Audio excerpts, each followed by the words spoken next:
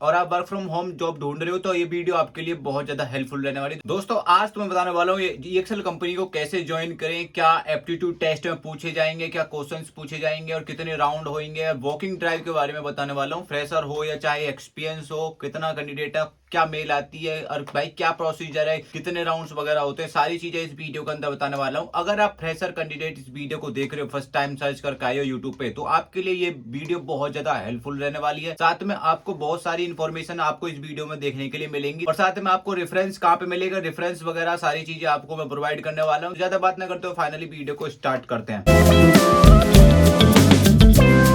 Hello दोस्तों, कैसे होंगे सुस्तों के सभी को रोम रोम दिलता है। सो आज मैं आपको भाई प्रोसीजर बता देता हूँ किस तरीके से भाई ये काम होता है, किस तरीके से वॉकिंग ड्राइव, किस तरीके से हायर वगैरह होता है। ठीक है, तो सबसे पहले अपनी को वॉकिंग ड्राइव से स्टार्ट कर देता हूँ। उसके बाद मैं आप तुम्हें भाई डिटेल में बताने वाला हूँ, एलिजिबिलिटी क्राइटेरिया वगैरह, क्वालिफिकेशन वगैरह सारी चीजें, सैलरी पैकेज वगैरह कितना मिलने वाला है। ठीक है, बात कर लेते हैं भाई इसमें वॉकिंग ड्राइव कब से कब तक चलने वाली है। तो वॉकिंग ड्राइव जो चलने वाली है ये 21 जनवरी को चलने वाली है। और टाइमिंग की बात करें तो टाइमिंग भाई 11 बजे से लेकर 2 बजे तक इसकी टाइमिंग वगैरह रहने वाली है। ठीक है, अब बात आती है कि how to join EXL company. EXL ज्वाइन करने के लिए भाई आपको क्या करना पड़ेगा, आपको क्या एलिजिबिलिटी क्राइटेरिया पास करना पड़ेगा, तब जाके आप भाई ईएक्सएल कंपनी में अप्लाई कर सकते हो। ठीक है, सबसे पहले बात कर लेते हैं इसमें एलिजिबिलिटी क्राइटेरिया के बारे में। देखो इसमें एज मैटर नहीं करती है। एज मैटर तब मैटर करती है जब आपका बहुत ज्यादा गैप हो। जैसे सपोज दैट आपने ग्रेजुएशन पास आउट करी 2016 में, ठीक है, और आप 2026 में आप ज्वाइन करना चाहते हो, तो आपसे ये पूछा जाएगा कि आप भाई ईएक्सएल कंपनी को क्यों ज्वाइन करना चाहते हो इतने टाइम बाद। तो आप बोलोगे कि हम गवर्नमेंट की तैयारी कर रहे थे। भाई ऐसे थोड़ी होता है। मतलब अब मान लो 10 साल का गैप है, 5 साल का गैप है, 6 साल का गैप है, आप ग्रेजुएशन की तैयारी कर रहे हो, आपने पहले नहीं सोचा कि 1-2 साल में हमारा सिलेक्शन नहीं हो रहा तो हम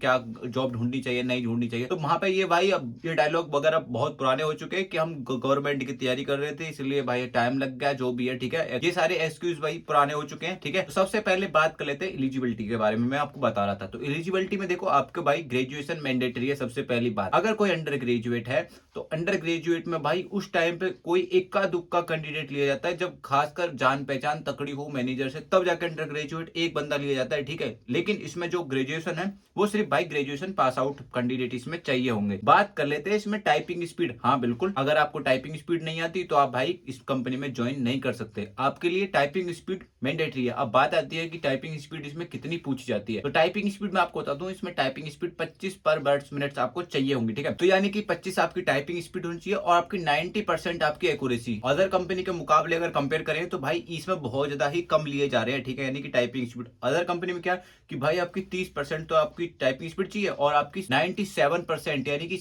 97% आपकी भाई एक्यूरेसी मेंटेन करके चलोगे, तब जाके आपकी टाइपिंग टेस्ट पास होता है। ठीक है, अब बात आते हैं फाइनली इसके एप्टीट्यूड टेस्ट वगैरह। बहुत सारे आपके कमेंट आ रहे थे कि भाई एप्टीट्यूड टेस्ट में हम किस तरीके से पास करें, कोई वीडियो लाओ कोई हम, ताकि हम पास करने में थोड़ी आसानी हो जाए। ठीक है, लेकिन आपको बता दूं, देखो एप्टीट्यूड टेस्ट में इतना हार्ड क्वेश्चंस वगैरह नहीं होते। अगर तुम्हारा जो पहला राउंड होता है ना, एचआर राउंड, अगर तुम उसमें ही अपना एचआर को अच्छे तरीके से प्रेजेंट कर देते हो ना कम्युनिकेशन में, इंग्लिश में, तो आपको एप्टीट्यूड टेस्ट में इतनी सिरदर्दी नहीं होती। बात आती है कि जब आप फर्स्ट राउंड में थोड़ा खिच पिच करके आप क्लियर कर पाते हो करके, तो एचआर क्या करती है, उसको थोड़ा सा और हार्ड बना देती है सेकंड टेस्ट एप्टीट्यूड टेस्ट को, जिससे भाई वो बंदा रिजेक्ट पास ही नहीं कर पाता और भाई फाइनली रिजेक्ट हो जाता है। ठीक है, लेकिन इसमें कुछ भी इतना पहाड़ वाला काम नहीं है, कोई इतना हार्ड काम नहीं है। एप्टीट्यूड बहुत ज्यादा सिंपल होता है। देखो एप्टीट्यूड टेस्ट में दो तरीके से टेस्ट होता है। पहला तो आपको टिक मार्क क्वेश्चंस होते हैं। दूसरा ये होता है कि आपको लिखने के लिए बोल देंगे, 400 वर्ड के लिए बोल देंगे, आपको उसके बारे में कोई टॉपिक्स दे देंगे, आपको उसके बारे में लिखना होगा। तो इसलिए देखो अगर कोई 100 नंबर का क्वेश्चन टिक टिक टिक, उसके लिए बहुत ज्यादा बेनिफिट रहता है उसमें। लेकिन आपको लिखते हो तो लिखने वाला भी देखो, अगर किसी कम्युनिकेशन स्किल्स अच्छी है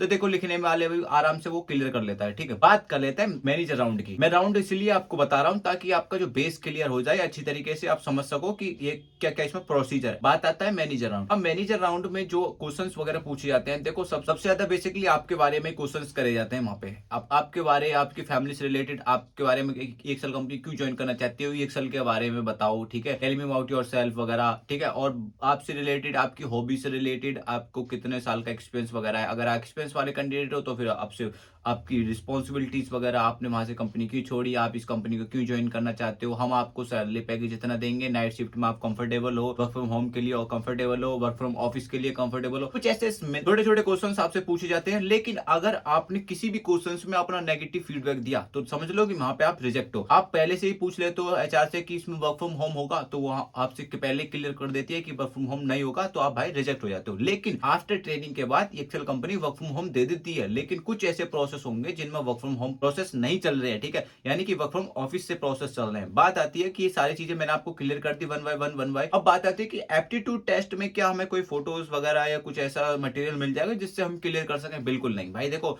एचआर का अपना एप्टीट्यूड टेस्ट वगैरह अपने वो चेंज करते रहते हैं, जो भी मंथली वगैरह जो भी होता है वो चेंज होते रहता है। ये आइडिया लगाना बहुत ज्यादा मुश्किल है कि कौन से क्वेश्चंस वगैरह होते हैं, लेकिन आपको इतना लॉजिकल क्वेश्चंस वगैरह होते हैं, ठीक है, वो आप हर कोई बंदा अगर पढ़ेगा ना इंग्लिश का, अगर इंग्लिश से हिंदी बना सकता है तो वो आराम से समझ सकता है कि क्वेश्चंस वगैरह में क्या पूछा जा रहा है। बहुत ज्यादा आसान क्वेश्चंस होते हैं। अब बात कर लेते हैं इसमें भाई, जब हम टेस्ट वगैरह क्लियर कर देते तो इसमें कॉल्स वगैरह कितने दिन बाद आती है, कितने दिन बाद इसमें आपको कॉल आ जाएगी? तो देखो, ये आपको इसलिए मैं बता रहा हूं ताकि आपका पहले बेस क्लियर हो जाए, फिर उसके बाद आपको मैं हायरिंग पे ले चलूंगा। कॉल्स वगैरह की अगर बात करें, कॉल्स कितने दिन में आती है, सारी चीजें, तो भाई देखो, सबसे पहले आपको डिपेंड करता है कि कॉल्स में आपका फीडबैक किस तरीके से। आपको एचआर बोलते हैं कि हम आपको कॉल करके बता देंगे, आपको खुद अंदर से लग रहा है कि मेरा इंटरव्यू बिल्कुल सही गया है, ठीक है, और मैनेजर इंप्रेस वगैरह है, तो आपको वहां पे चांसेस बढ़ जाते हैं कि आपको कॉल्स वगैरह आएगी, आपको सिलेक्ट किया जाता है। और एक होता है कि आपको ऑन द स्पॉट इंटरव्यू में बताया जा रहा है कि यू आर सिलेक्टेड, ठीक है, वहां पे आपको भाई कंफर्म हो चुका है कि मैं सिलेक्टेड हूं, ठीक है। लेकिन कुछ ऐसे रेयर केसेस में होता है कि वैकेंसी फुल होगी तो आपको भाई होल्ड पे डाल देते हैं कि भाई आपको हम कॉल करके बता देंगे, जब प्रोसेस अनहोल्ड होगा तो हम आपको बुला लेंगे। तो वहां पे ये भी रेयर केसेस होते हैं। तो जो भी कैंडिडेट है,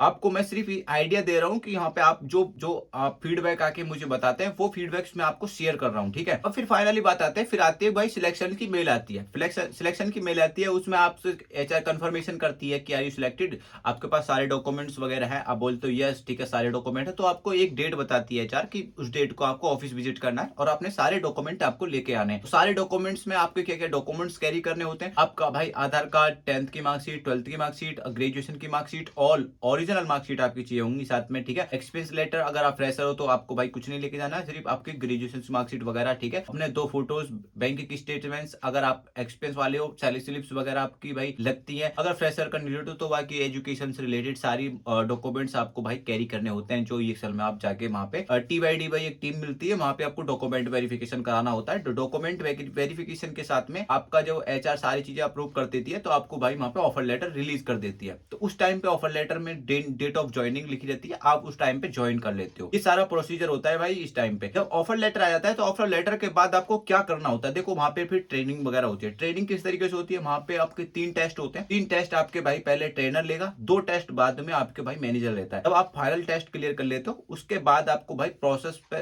वर्क करने के लिए रेडी हो जाते हो उस टाइम। चलो, ये बात हुई जो कैंडिडेट ज्वाइन हो चुके हैं उनके लिए ज्यादा फीडबैक अच्छा रहेगा। अब बात कर लेते हैं वॉकिंग ड्राइव किस प्रोसेस में आई है, कैसे है। तो देखो, ये बैक ऑफिस की हायरिंग है, ठीक है, बैक ऑफिस की वॉकिंग ड्राइव है। और बैक ऑफिस में भाई फ्रेशर हो चाहे एक्सपीरियंस कैंडिडेट हो, दोनों कैंडिडेट इसमें एलिजिबल रहने वाले हैं। तो दोनों कैंडिडेट हम अप्लाई कर सकते हैं। बात कर लेते हैं सैलरी पैकेज इसमें कितना मिलने वाला है। तो देखो, फ्रेशर के लिए जो एमएनसी कंपनी फ्रेशर को सैलरी पैकेज के साथ देती है 2,20,000 से स्टार्टिंग करती है, ठीक है। 2,18,000 भी किसी किसी को मिलता है, वो रेयर केस में मिलता है, जब ज्यादा ही मन वैसा हो कि ले लो कैंडिडेट को, तो उस टाइम पे अगर बंदा भी एग्री है तो उस टाइम पे वो ले देते हैं। लेकिन भाई 2,20,000 से स्टार्ट होती है और भाई 3 लाख फ्रेशर कैंडिडेट को मिलता है। लेकिन 3 लाख तक बहुत रेयर केस में मिलता है, लेकिन 2,40, 2,50, 2,60 तक फ्रेशर को भी कैंडिडेट को मिलता है। वो डिपेंड करता है स्किल्स आपकी कितनी अच्छी हैं, आपको कितना एक्सपीरियंस है। अब बात आती है कि एक्सपीरियंस वाले कैंडिडेट को कहां तक सैलरी पैकेज मिलता है, अप टू कितना तक मिलता है। तो देखो, सैलरी एक्सपीरियंस वाले को डिपेंड करती है उसकी लास्ट कंपनी में सैलरी कितनी थी, वहां से उसकी लास्ट हाइक के तौर पे आपको भाई डिपेंड करता है कि आपका पैकेज कितना मिलेगा यहाँ पे। तो भाई देखो, एक्सपीरियंस वाले कैंडिडेट को 3, 3.5, 4, 4.5 ये तक यहाँ तक पैकेज खिंचता है। तो जो भी कैंडिडेट है, चाहे कोई एक्सपीरियंस वाला कैंडिडेट हो चाहे कोई फ्रेशर वाला कैंडिडेट हो, दोनों कैंडिडेट इसमें अप्लाई कर सकते हैं। टाइमिंग मैंने आपको बता दी, 11 बजे से 2 बजे तक ये वॉकिंग ड्राइव चलने वाली है। और साथ में भाई इसमें 5 डे वर्किंग रहने वाली है, यानी कि आपको 5 डे। और इसमें बेनिफिट्स की बात करें तो बोथ साइड आपको कैप मिलने वाली है, और इसमें आपको हेल्थ इंश्योरेंस, आपकी फैमिली को इंश्योरेंस वगैरह सारी चीजें आपको यहाँ पे कवर, और इंसेंटिव वगैरह भी यहाँ पे आपको प्रोवाइड किया जाता है। साथ में आपको क्या डॉक्यूमेंट कैरी करना है इंटरव्यू के टाइम पे, तो इंटरव्यू फोटो 2 आपके रिज्यूम की फोटोकॉपी आपको साथ में लेके जानी है। और आपको क्या भाई आपको कैरी नहीं करना है, तो देखो, कोई भी पेन ड्राइव हो, कोई भी लैपटॉप हो, कोई डिवाइस वगैरह आपको कैमरा वगैरह आपको नहीं लेके अंदर नहीं जानी है, वहां पे अलाउड नहीं होते। जो भी कैंडिडेट है लैपटॉप वगैरह बहुत से लिए आते हैं, या कोई ऑफिस से डायरेक्ट कंपनी में इंटरव्यू देने के लिए आते हैं, तो भाई लैपटॉप वगैरह प्लीज मत लेके आना, वहां पे अलाउ नहीं होंगे। आपकी खुद की रिस्पॉन्सिबिलिटीज होगी। अगर आप लैपटॉप वगैरह या फिर पेन ड्राइव वगैरह आप लेके आते हो तो वहां पे वो जमा कर लेंगे। आई होप आपको ये सारी चीजें इन्फॉर्मेशन आपको भाई क्लियर कर दी होंगी मैंने, ठीक है। तो जो भी कैंडिडेट है इंटरव्यू चल रहे हैं फ्रेशर के लिए और भाई एक्सपीरियंस के लिए, दोनों कैंडिडेट इसमें अप्लाई कर सकते हैं। और साथ में एक चीज और बता दूं, अगर आप मेरी चैनल को फर्स्ट टाइम देख रहे हो तो मेरा एक सेकंड चैनल और दा रवि लॉ के नाम से, तो जो भी कैंडिडेट दा रवि लॉ के नाम से चैनल स्क्रीन पे शो हो रहा होगा भाई प्लीज सब्सक्राइब कर लेना। ये न्यू चैनल है मेरा,